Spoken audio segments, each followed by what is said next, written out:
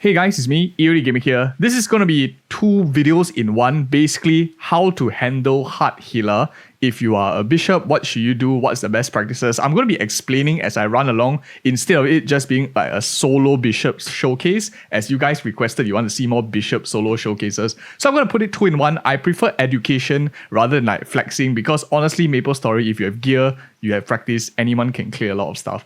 More importantly, I think education, teaching you how to get there is the more important part. And it's what we do on the channel. So I'm playing my bishop over here. For those of you who are wondering, I do have quite a lot of stats. So the numbers are going to be a bit quicker than if you had slightly lesser stats. But anyways, this is currently what I'm running. Let's get into it. I'm going to be sharing with you as we go along the best practices for Hilla, what you should be doing as a bishop.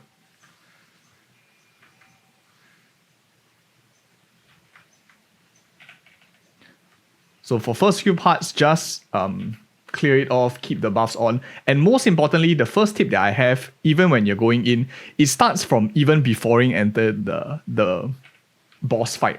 What you need to do is, as everyone is gathered here, make sure you have your bless on and whatever buffs or not to buff your party up so that when you go into Hilla boss fight, everyone is fully buffed.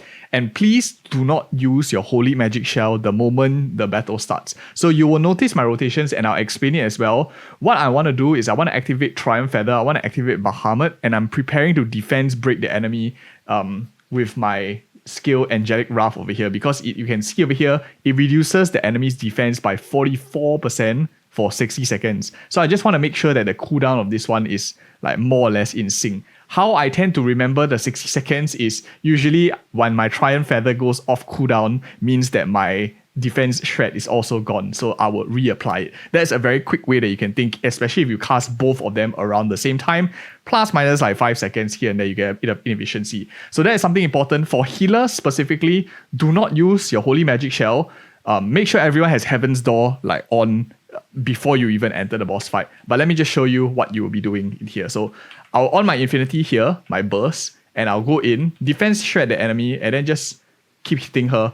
And the most important part is I want you to notice, forget my magic guard. So on your magic guard as well, every time you die, you see that the red balls above her head.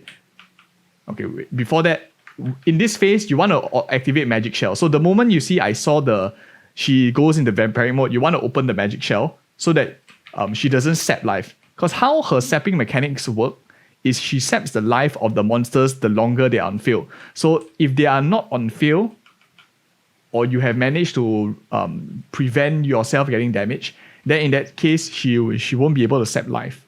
And back to the balls question that we were talking about, you see that red orb that is above her head right now. Every time you die, she will get a red orb, which basically makes her more tanky and more chunky.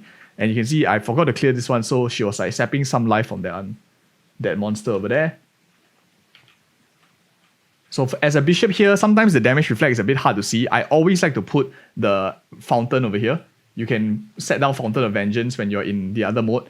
And when you see that like 1 damage numbers, then you know that it's free to hit. Unfortunately now she's like damage reflect. So if I don't have Magic Shell, I clear all the monsters as quickly as I can because that's how she saps life as well. So I just full magic attack with Heaven's Door. You hit her and then you're just waiting for your Holy Magic Shell cooldown. So it's a bit of a RNG kind of thing. But this is basically how I solo hard healer.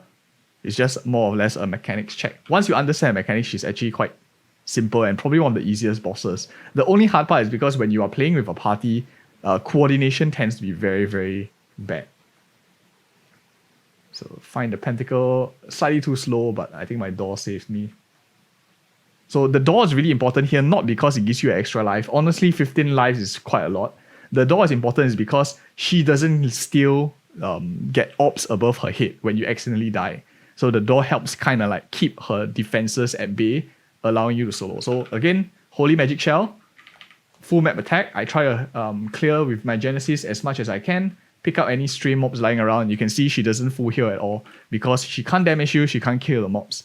But every time she spawns something, I try to like clear it as quickly as I can.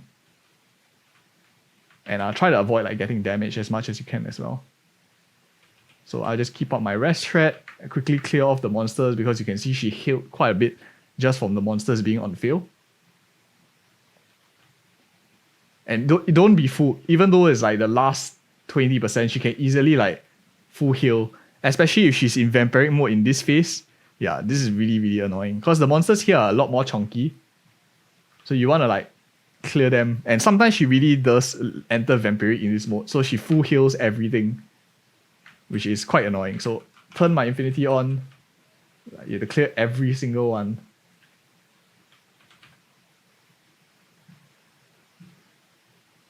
So I don't have anything, so I'll just quickly burst down the mobs with a full map attack. You can ask your DPSs on your team to do the same thing if you can't have like shell or anything. You don't really need a bind. You don't really need much. As you can see, like I didn't have shell here too. And yeah, that's pretty much how you kill hard healer. Step-by-step process. I hope you found this video informative. If you do, we have a lot more boss guides that I'll be doing similar to this one on the channel as well. Especially I think for bishops, you are a party team member. You need to know what to do in a party. I hope you found this insightful, helpful. If you do, like, comment, subscribe, and see you guys in the next video.